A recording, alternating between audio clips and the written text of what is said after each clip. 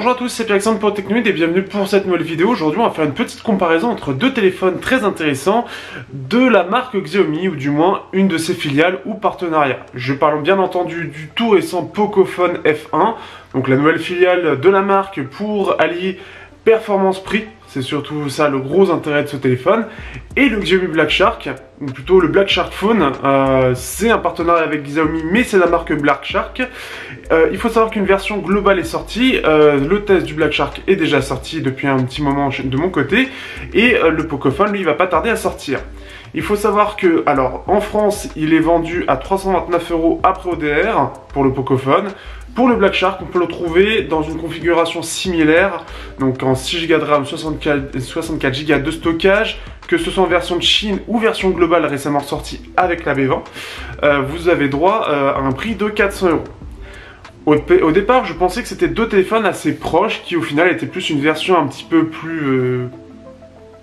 comment dire, avec quelques coupes supplémentaires, mais au final, il s'avère qu'ils sont assez différents. On va voir un petit peu ce qu'ils valent. En tout cas, j'ai ma petite préférence, mais vous allez le découvrir très vite pendant cette comparaison. Au niveau du Pocophone, on aura une finition en polycarbonate avec le double caméra et lecteur d'empreinte qui est au même endroit. La façade, elle, est ressemblante au Black Shark, puisque au niveau, on a droit à une très belle encoche, très grosse pour le coup, qui abrite la reconnaissance faciale 3D. On a, tout pour les deux en tout cas, du 18/9e. Le sacré retour en arrière pour le coup du Pocophone qui est assumé, c'est surtout le châssis donc en polycarbonate, l'écran qui est surélevé aussi, qui fait très milieu de gamme, mais surtout il me rappelle le premier Galaxy Note qui avait cette idée là, et ça fait assez bizarre. Néanmoins, ça reste très bien ajusté, c'est très bien conçu, mais on sent quelque chose qui est d'un ancien temps entre guillemets. On a quand même le retour de la jack parce que d'après la marque, les gens le demandent, donc c'est quelque chose qui revient. On a bien entendu de l'USB-C, on est revenu en 2014, mais faut pas déconner. Globalement, la finition est bonne, mais il faut aimer, beaucoup ne vont pas aimer forcément cette finition. Petite chose qui, à mon sens, est important, une coque qui est fournie avec l'appareil. Donc c'est une coque souple, mais qui s'ajuste bien évidemment très bien à l'appareil, mais on a l'impression, surtout une fois mise, que en fait, surtout dû au côté surélevé, que ce soit au niveau de l'écran ou au niveau du lecteur d'empreinte, que ça a été pensé pour être utilisé avec la coque. Alors, c'est de mon point de vue, c'est mon hypothèse, mais j'y crois beaucoup parce que justement, c'est très bien ajusté, rien que pour le lecteur d'empreinte, on sent très peu la différence, alors que c'est un peu plus gênant par exemple au niveau de la prise en main et ce côté surélevé, alors que là c'est bien arrondi. Donc assez étonnant de ce point de vue là. Du côté du Black Shark, on est sur quelque chose de très original. On a droit à un pourtour en métal, avec au centre donc une partie polycarbonate assez dense apparemment, avec ici en fait c'est même une petite LED qui peut s'illuminer lorsqu'il y a une notification, et vous avez le refroidissement liquide. Il est d'ailleurs présent sur le Pocophone F1, mais ici on peut savoir où il est placé, puisque là on sent vraiment la différence. On a la double caméra, le côté symétrique avec écrit Black Shark en bas, que je trouve d'ailleurs assez joli, et tout un petit pourtour en vert pour le côté un peu de la marque, tout simplement la couleur de la marque. On a ce pourtour aussi tout autour du châssis, donc tout autour de l'écran. Le lecteur d'empreinte, lui, est à l'avant. Et on a un double parleur, on peut voir d'ailleurs ici le gros parleur en haut. Il faut savoir que par contre là on est sur quelque chose qui est sans encoche, un vrai 18/9e, par contre il est plus imposant. Il est beaucoup plus imposant, plus lourd, mais aussi plus, entre guillemets, gaming, et ça on en reviendra un petit peu après. Pour terminer, il faut savoir que la coque aussi, elle a été très bien conçue, et encore mieux que le Pocophone F1. Au-delà de pouvoir absorber les chocs, parce que c'est aussi pour ça qu'une coque est faite, elle est aussi là pour absorber un peu la chaleur que sort de la partie métal, parce que c'est surtout elle qui va dissiper la chaleur vers l'extérieur, alors que le refroidissement liquide va permettre surtout d'avoir une surface moins chaude que celle de l'extérieur. Étant très peu bridé, ça va permettre une meilleure gestion au niveau de la chaleur, au niveau des doigts. Et c'est quelque chose que je trouve bien pensé, surtout qu'elle fait vraiment le pourtour en métal, et ce qui fait qu'elle reste assez discrète par rapport donc au design de base, et ce qui fait qu'on en profite encore, ce que je trouve quand même assez bien fait. Donc ça c'est quand même quelque chose de vraiment étonnant, vraiment bien pensé, et pour le coup vraiment original de bout en bout. Au niveau de la partie surcouche, il faut savoir que les deux ont quelque chose d'assez proche tout en étant différents. On est sur une base, en tout cas c'est comme ça que je le vois, de Mi 8, mais en modifié. Pour la partie Pocophone, elle est assez peu modifié puisque c'est du MIUI avec un launcher qui diffère, avec un launcher qui intègre un tiroir d'application, donc très différent de MIUI pour l'instant, pour le coup, avec une recherche par thème ou par couleur, et ça déjà c'est assez bien pensé et c'est très intéressant. Sinon en soi on est sur du MIUI 9.6 pour l'instant, donc c'est quelque chose qui est très peu différent du reste. La seule chose réellement qui diffère, c'est vraiment ce launcher qui est différent. Au-delà de ça, on a exactement la même chose, donc au niveau du suivi, ça devrait être très proche. On peut voir, c'est vraiment MIUI version Fort Poco, donc pour être très précis, mais en soi, au niveau du suivi, ça devrait être très proche de ce que propose MIUI sur les hauts de gamme. Pour le Black Shark, donc là, on est sur quelque chose de très différent. On est sur JoyUI. Alors JoyUI, ça reprend beaucoup de codes de MIUI, mais c'est très différent dans pas mal d'aspects. Déjà, la partie notification avec ce décalage.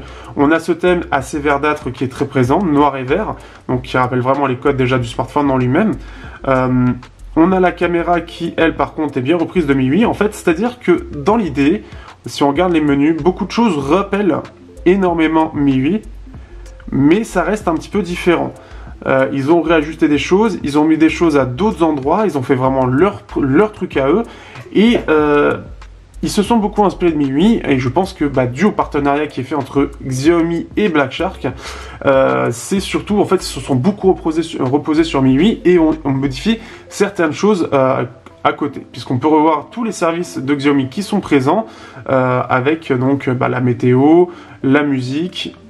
On peut voir ici, donc là vraiment la musique Xiaomi, mais ils ont fait leurs petites choses. Donc par exemple, on va pouvoir voir ça, donc c'est-à-dire qu'on va pouvoir ouvrir à n'importe quel moment cette partie-là. Donc ça va être pour le scan, ça je sais pas exactement ce que c'est, ça doit être pour payer, et donc la musique. La chose encore plus sympathique, c'est que nous avons un bouton sur le côté qui va permettre de lancer le Shark Space. Donc c'est un mode pour la partie jeu, donc ça va permettre de rassembler tous vos jeux au même endroit.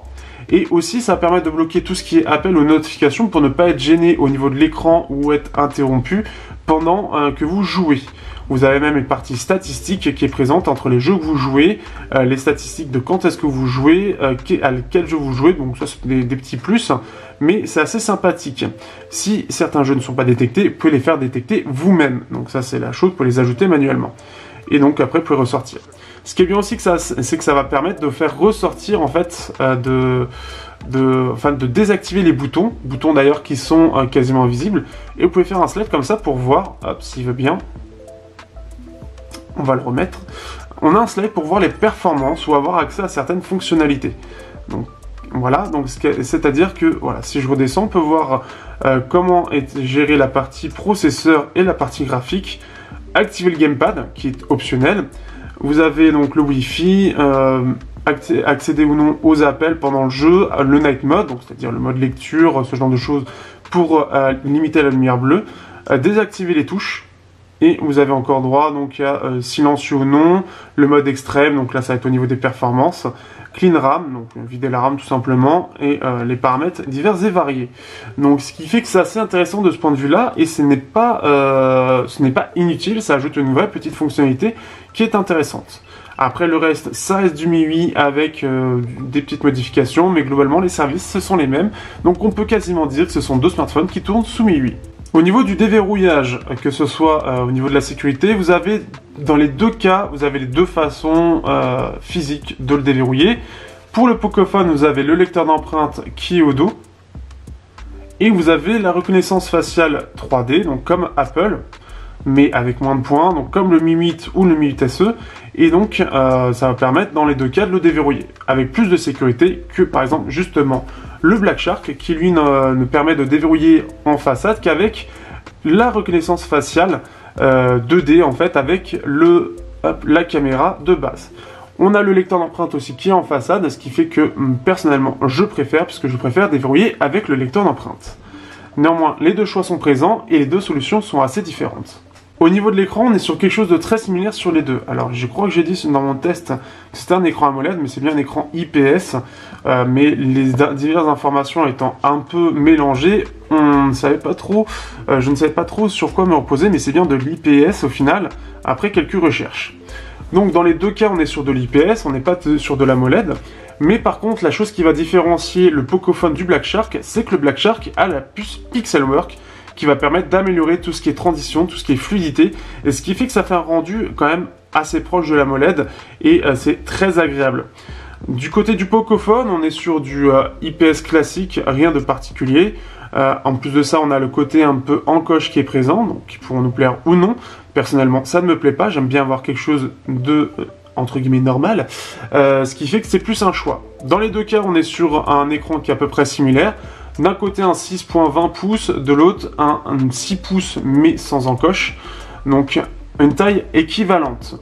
Au niveau des couleurs, les deux sont très bons, les deux sont de bonne qualité, et ce qui vous permettra de voir par contre c'est plus saturé de ce point de vue là, alors qu'il est vraiment très réaliste, et c'est assez étonnant sur le Pocophone, histoire de faire plaisir à ceux qui aiment donc des couleurs plus neutres, plus naturelles, plus réalistes. Ici on est sur quelque chose d'un peu plus saturé, en plus de ça comme il est orienté jeu, c'est quelque chose qui se comprend.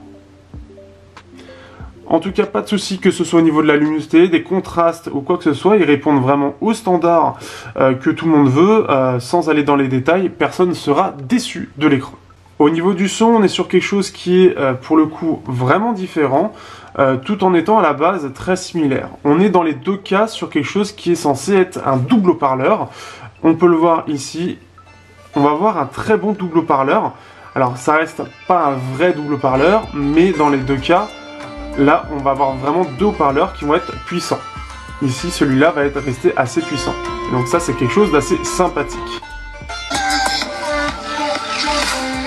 On entend bien ce côté stéréo, et en jeu, ça va vraiment faire la différence.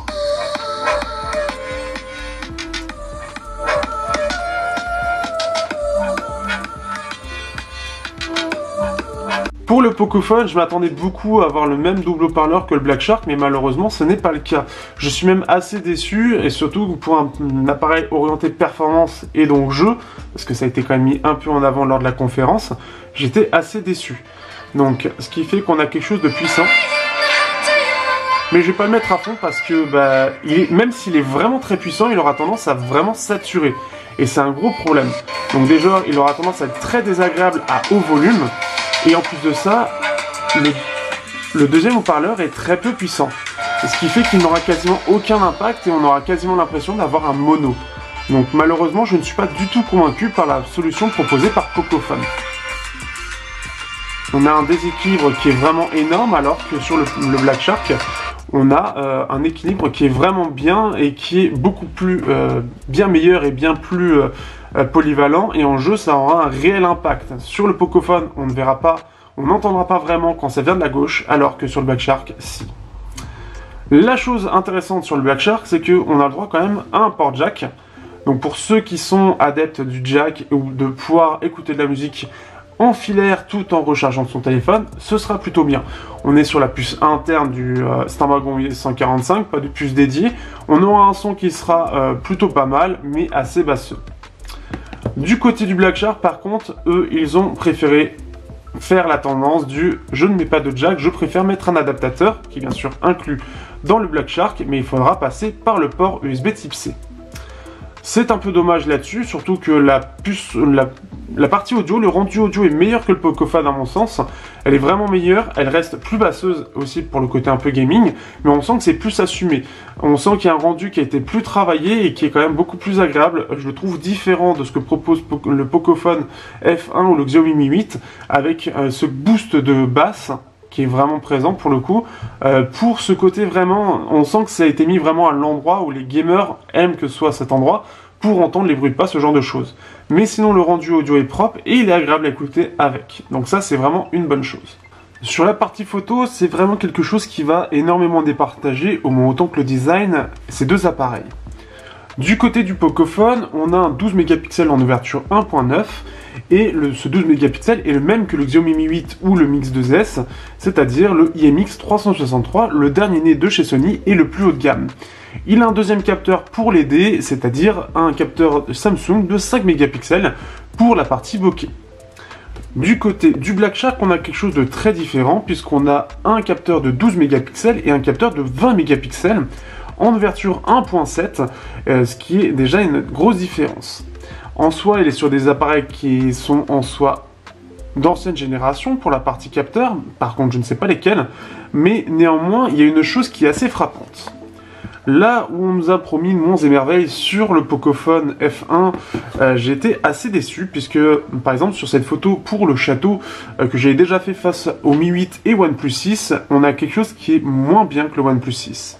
On a des bonnes couleurs, on a quelque chose qui est assez bien traité, mais un lissage très important et il manque beaucoup de détails. C'est quelque chose qui qui fait que j'étais assez déçu parce que je m'attendais pas à quelque chose d'aussi inférieur par rapport au Mi 8. Il a aussi la partie IA qui est mise en avant avec ce côté boost de couleurs qui va permettre d'avoir des couleurs un peu plus vives, un peu plus saturées, des choses comme ça, mais globalement ce sont des filtres, hein. Ça reste des filtres, c'est juste que ça va améliorer les couleurs et avoir un côté un peu plus joli. Mais assez déçu de ce point de vue là sur la photo, vous pouvez retrouver l'album dans la description. Alors malheureusement j'ai pas de photos communes, je n'ai malheureusement pas le temps de les faire entre ces deux appareils, mais de ce que j'ai pu en faire avec le Black Shark, j'ai été par contre beaucoup plus justement étonné, je le trouve même meilleur que le Mi 8 car il a plus de grains, un meilleur lissage et plus de détails, et ce qui fait que par exemple ici il est vraiment excellent, que ce soit sur la reproduction des couleurs, que ce soit sur le lissage, que ce soit sur les détails, la plage dynamique, il a vraiment tout pour lui. Et c'est vraiment quelque chose qui fait que c'est un excellent photophone, alors que pourtant c'est un smartphone gaming. En plus de ça, il est stabilisé, il fait de la 4K, alors que du côté du Pocophone, il n'est pas du tout stabilisé, et donc ce qui fait que la stabilisation n'est que numérique en 1080p. La chose qui va les différencier aussi, c'est pour la partie selfie. Alors, sur le Black Shark, on a un capteur 20 mégapixels à l'avant, donc quelque chose qui est similaire pour le coup comment il s'appelle justement, au Pocophone, j'y vais arriver. Donc, ce qui fait qu'il fait des photos, mais qui elles sont par contre beaucoup plus moyennes. On sent vraiment que ça manque de détails, et au niveau des couleurs, c'est un peu plus terne, un peu plus fade, donc vraiment plus moyen. Et ce qui fait que pour le coup, il est un peu plus moyen sur la partie selfie. Là où le Pocophone, lui, par contre, fait des choses vraiment excellentes en termes de photos en selfie, puisque là, on va avoir de très très belles couleurs. Ça, c'est vraiment la chose qui est assez présente. Et aussi un mode portrait qui est très réussi. Je suppose qu'il utilise la partie infrarouge pour le mode portrait, c'est-à-dire qu'on va avoir vraiment ce côté bokeh qui va être présent et qui va faire quelque chose de très bien détouré. Et en plus de ça, c'est vraiment bien détaillé. On peut voir tous mes défauts de peau, comme quoi ça peut servir à quelque chose d'avoir une peau en carton. Ce qui fait que vraiment la différence, c'est que selon ce que vous cherchez, eh bien, vous avez le choix. C'est soit pour la partie dorsale, si vous préférez vraiment faire d'excellentes photos pour tout ce qui est paysage, etc., ça va être le Black Shark. Si vous êtes adepte des selfies à mort et que le capteur arrière, vous en foutez un peu plus, ce sera plus le Pocophone. Au niveau de l'autonomie, il faut savoir que je l'ai utilisé dans les deux cas avec la SIM Free. Et j'ai été extrêmement étonné. Alors déjà, il capte plutôt bien, mais ça c'est autre chose. Mais l'autonomie du Black Shark est tout simplement excellente. On est entre 8 heures en 4G jusqu'à 10 heures en Wi-Fi, vraiment facilement, en jouant un peu, etc. Au niveau de l'autonomie, on est sur vraiment quelque chose de vraiment très très bon sur le Black Shark. J'ai été très étonné et agréablement surpris dans le même temps. Je m'attendais pas à faire autant, et c'est quelque chose qui a été très bien maîtrisé sur le Black Shark. Il a bien évidemment aussi du Quick Charge, donc qui fait qu'il va recharger très rapidement. Dans les deux cas, on est sur du 4000 mAh, et ce qui fait que sur le Pocophone, il a eu droit à la même chose. Et je suis plus mitigé sur le Pocophone, notamment en 4G. Autant Wi-Fi, il a l'air de très bien tenir en faisant ses 8-10 heures d'autonomie. Ça a l'air d'être vraiment ça, mais c'est un petit peu tôt pour moi pour juger pour le coup sur l'autonomie. Mais je le trouve, voilà, en Wi-Fi, il a l'air très bon. Par contre, en 4G, là, j'étais assez déçu.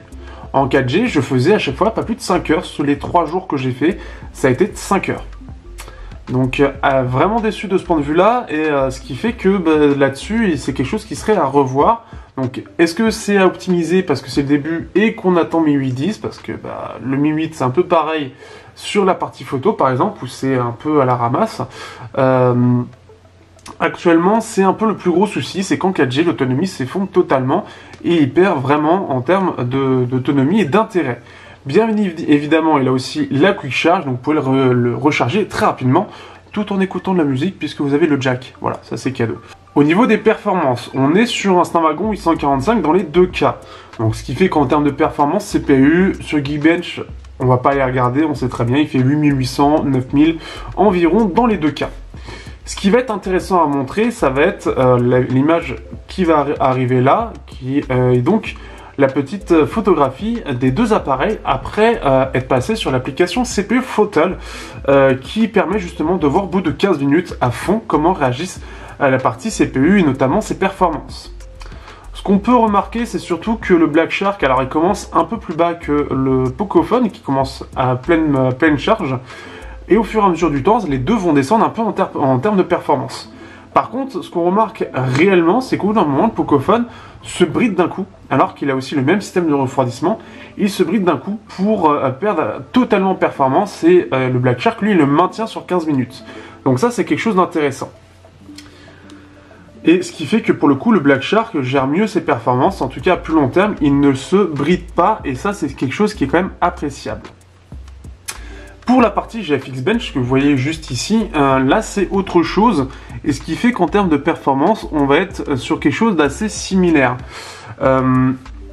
Avant la mise à jour, le Black Shark était par contre, je me souvenais que, et vous pouvez regarder le test complet par rapport à ça, il était plus endurant.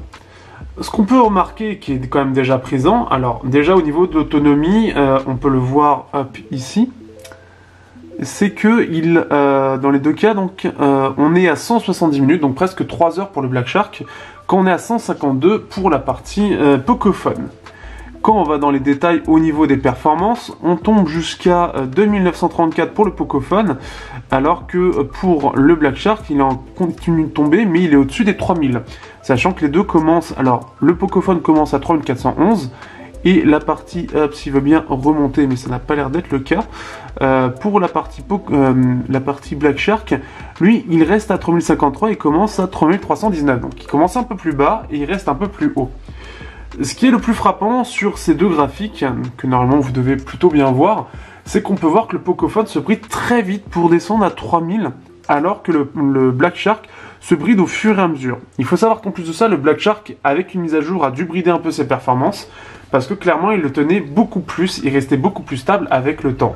Donc je pense que c'est suite à des retours utilisateurs avec le dos qui était trop chaud justement, mais en soi, il est possible de faire tourner le Black Shark à fond sur les premières mises à jour, et qu'il ne descende quasiment pas en termes de performance, et c'était très impressionnant. Je vous conseille de regarder le test complet dans la partie benchmark, vous verrez les graphiques.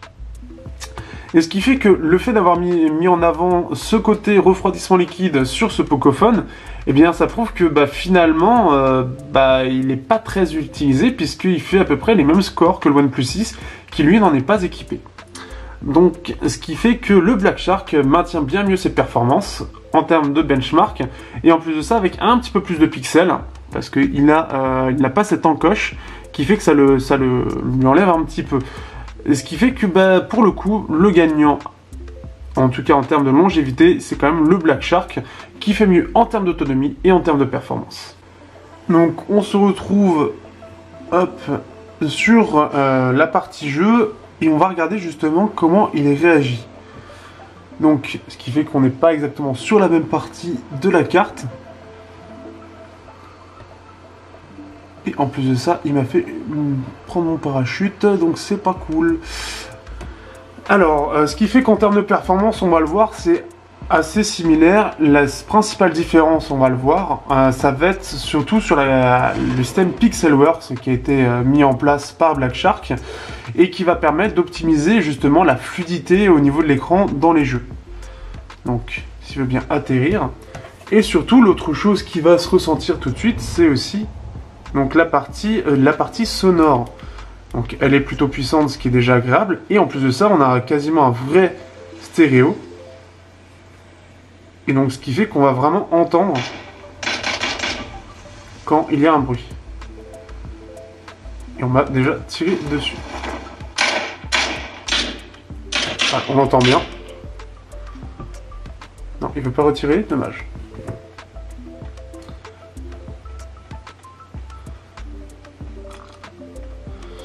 Ce qui fait que ça va être l'une des grosses différences, ça va être ça, avec aussi le confort. Le confort qu'on a en termes de prise en main est bien meilleur sur Black Shark, et ça c'est quand même assez agréable. On aura par contre un peu plus une sensation de chaleur. Il faut savoir que les deux tournent actuellement en ultra et aussi en HDR. Et pendant ce temps, je suis en train de voler vers en dehors de la map, ce qui n'est pas forcément une bonne idée. Donc on peut voir au niveau de la fluidité, c'est quand même très bon. Et que je vais normalement bientôt mourir. Justement,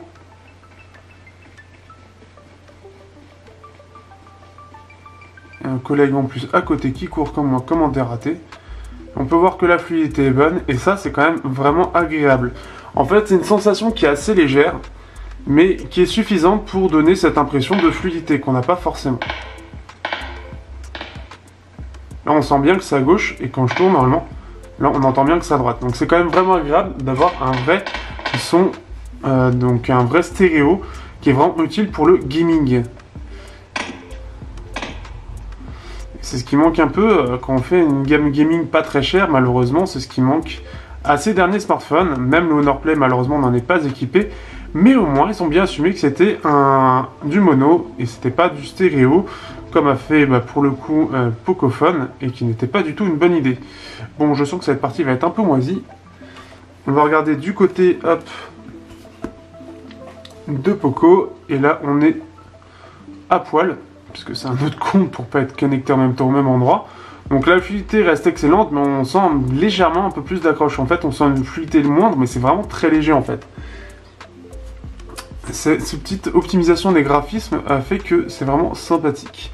Par contre, je suis où je suis nulle part, et ça va être assez pratique pour regarder partout. Bon, après au niveau de la fluidité, ça va être aussi très agréable, donc il n'y a pas de souci. On a la coque pour nous protéger de la chaleur aussi, qui fait que c'est bien plus présent. Et donc, ça va être ça. Par contre, j'en viens. On sent que la qualité des haut-parleurs n'est pas du tout la même. On a des haut-parleurs qui sont vraiment moins bien.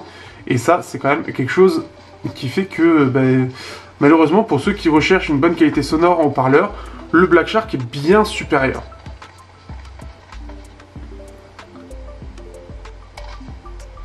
Moi, j'ai fait une belle chute, histoire de faire 2 belles parties.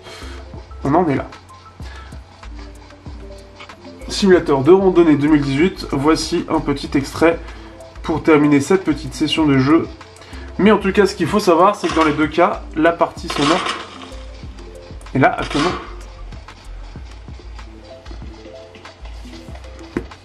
C'était sur l'autre session.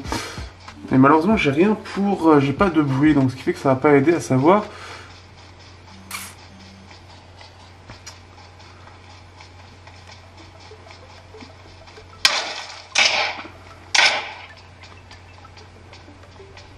On va refaire le jeu.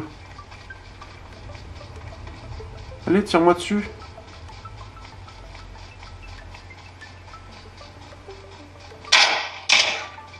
Alors, on entend un peu la stéréo, mais ça reste quand même assez déséquilibré.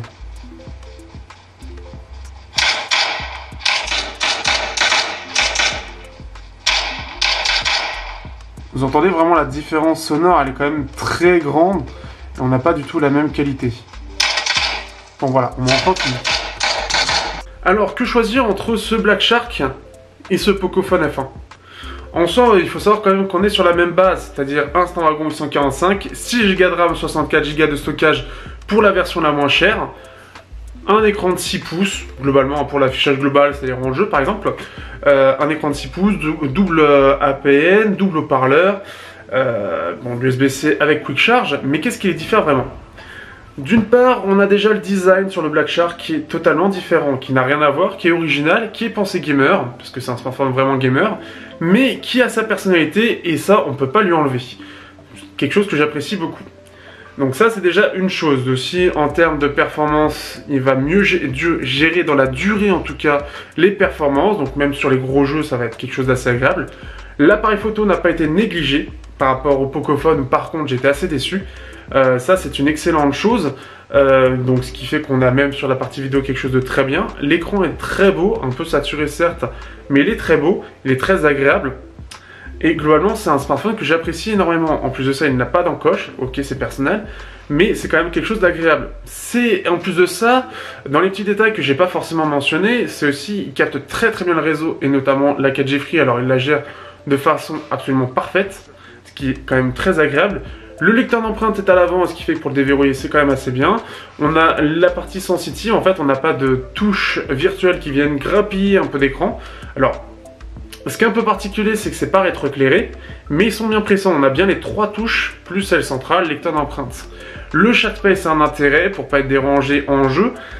Il est plus autonome, c'est quelque chose qui est quand même assez agréable. Et il est aussi bien mieux fini. Alors certes, il coûte 400 €, on peut le trouver un petit peu plus en version 8 Go, 128 Go de stockage. Mais par contre, dans ses petits défauts, enfin petit, ça dépend. Mais déjà, il n'a pas de port jack, ce que je trouve dommage. Mais ça a été un choix apparemment. Il n'a pas de port jack, il n'a pas de port SD, ce qu'a par contre le Pocophone. Et c'est un peu les 2 gros défauts qu'on peut lui trouver. Mais pour un smartphone gamer, il n'a négligé aucun aspect. On commence quand même avec 64 Go de stockage et aucun aspect n'a été négligé, que ce soit même pour la reconnaissance faciale. Les photos, le lecteur d'empreintes, les finitions sont vraiment excellentes. Le design a quand même été vraiment recherché et c'est vraiment une fois au moins qu'on comprend à quel point et ça a été cherché là-dessus, et ce qui fait que ça en fait un smartphone vraiment coup de cœur quand je l'ai eu et que je suis content d'avoir encore, même si je dois le rendre demain. C'est pour ça que j'ai pas pu faire les photos. Ce qui fait que c'est vraiment un smartphone gamer qui est très bien réussi, qui est très bien optimisé et qui en plus de ça maintenant est en version globale. Pour le Pocophone, c'est un petit peu plus mitigé. On nous ressort un peu une recette un peu comme le Black Shark, mais en version du pauvre, entre guillemets, avec une finition qui date d'il y a quand même quelques temps, et ça c'est un peu dommage. C'est un choix de la marque, certes, je suis entièrement d'accord là-dessus, et je comprends le choix de la marque. Néanmoins, on est aujourd'hui en 2018, et c'est vrai que ça fait un peu bizarre de se retrouver avec du plastique là-dessus. Surtout qu'en plus de ça, on a vraiment l'impression qu'il a été fait pour être utilisé avec cette coque qui a été fournie avec l'appareil, parce que la prise en main est un peu étrange, comme j'ai expliqué tout à l'heure dans la partie design. Aussi, il a cette superbe encoche absolument incroyable, alors certes avec la reconnaissance 3D, mais pas de notification. Ce qui fait qu'on a juste l'accès au Wi-Fi, réseau et batterie, et en plus de ça on n'a même pas le pourcentage, et puis là soit on a l'opérateur, soit on a l'heure. Ce qui fait que c'est un choix que je n'apprécie pas du tout, et que je préfère pour le coup beaucoup plus Black Shark de ce point de vue là, sans encoche, sans fioriture. En plus de ça, le double haut-parleur présent n'est clairement pas la même puissance, la même qualité que le Black Shark, et surtout à pleine puissance, c'est assez dégueulasse à écouter, et c'est vraiment dommage, il aura même tendance à saturer, et ce qui fait qu'il sera beaucoup moins agréable. Néanmoins, on ne peut pas lui enlever ses qualités, le fait qu'il soit en plastique fait qu'il sera plus résistant avec le temps, en tout cas, même si on l'endommage, ça se verra beaucoup moins. Le port SD est présent, donc pour mettre tous vos médias, vos photos, votre musique d'un coup, c'est quand même super appréciable. On a un port jack qui fait que c'est quand même assez agréable aussi de pouvoir écouter sa musique tout en rechargeant, ou ne pas devoir utiliser un putain d'adaptateur que tu vas soit péter en 2 semaines, soit que tu vas perdre, surtout quand tu as plusieurs écouteurs. Donc moi j'apprécie ça personnellement. L'écran reste excellent en soi, surtout qu'en plus de ça, il ne montre pas l'encoche en fait, c'est-à-dire que de base, il est très noir, ce qui fait qu'on n'arrive pas à discerner réellement bien l'encoche ou non. Il faut vraiment être dans le noir allumé pour voir qu'avec les contrastes pas assez suffisants pour le noir par rapport à de l'AMOLED, cela va montrer l'encoche. Mais ça reste quand même une très belle chose. Pour finir, la caméra, et même si j'ai encore l'autonomie, la caméra est aussi une déception. On est sur un IMX363, soit le même que le Mix 2S ou Mi 8, et pourtant on n'a pas du tout la même qualité de photo. À la base, on est bien meilleur qu'un OnePlus 6, on se retrouve ici moins bien qu'un OnePlus 6, il n'est pas stabilisé non plus, et en plus de ça, par rapport aux promesses, par rapport à ce qu'on nous a montré en conférence, c'est pas ça quoi. Donc ce qui fait que vraiment déçu de la partie photo. Là où le Black Shark lui brille vraiment par sa partie photo qui, je trouve, à mon sens, est même meilleur que celui du Xiaomi. C'est pour dire à quel point il est vraiment bon. Et pour terminer, il y avait l'autonomie, les batteries de 4000 mAh, là où le Black Shark fait vraiment très bien, que ce soit en jeu, en 4G ou en Wi-Fi. En 4G, c'est beaucoup plus particulier pour le Pocophone, parce que je trouve justement qu'il gère pour l'instant assez mal. Alors est-ce que ça va être réglé avec une prochaine mise à jour? Je l'espère et je pense que c'est le cas, mais actuellement la partie 4G est assez décevante, puisque j'ai fait 6 heures à peu près, ce qui n'est pas énorme, et sur 2-3 recharges ça m'a fait ça. La partie Wi-Fi semble mieux optimisée, semble mieux gérer cette partie-là, mais c'est loin d'être parfait. Ça reste quand même deux excellents téléphones, celui-ci vendu en France à 329 € après ODR, sinon c'est 359. Il faut savoir qu'en import, mais après vous perdez la partie garantie, en import il sera à environ 300 €. Donc ça fait quand même 300 € d'écart de différence entre ces deux modèles, mais je trouve que la différence vaut le coup, le Black Shark vaut vraiment plus le coup. Bon, à part si vraiment le filaire est très important pour vous, il reste à mon sens en tout point meilleur. Mais vraiment en tout point, que ce soit la finition, le design, les photos, le haut-parleur, l'écran même sans encoche, et même globalement, il est meilleur en tout point. Les 100 € de différence, elles sont pas là pour rien, et on sent qu'il y a eu un réel travail. Alors que sur le Pocophone, on sent vraiment que ça a été le travail pour découper au maximum le téléphone pour qu'il fasse le minimum de... le prix minimum, mais au final ça le rend il vaut son prix tout simplement. Alors le Black Shark, je trouve qu'il ne vaut pas son prix, il vaut plus. Voilà un peu pour terminer un peu cette comparaison avec une grosse conclusion. Je pensais pas faire autant. J'espère que ça vous aura plu. Si vous avez des questions, n'hésitez pas dans les commentaires. Si vous êtes intrigué par le Black Shark, je vous conseille le test que j'ai fait. Par contre, pas de test express. Et le Pocophone, le test arrivera très bientôt. Sur ce, je vous dis à bientôt. Et n'hésitez pas à partager la chaîne Technoïde. Conclusion de merde. À bientôt sur la chaîne.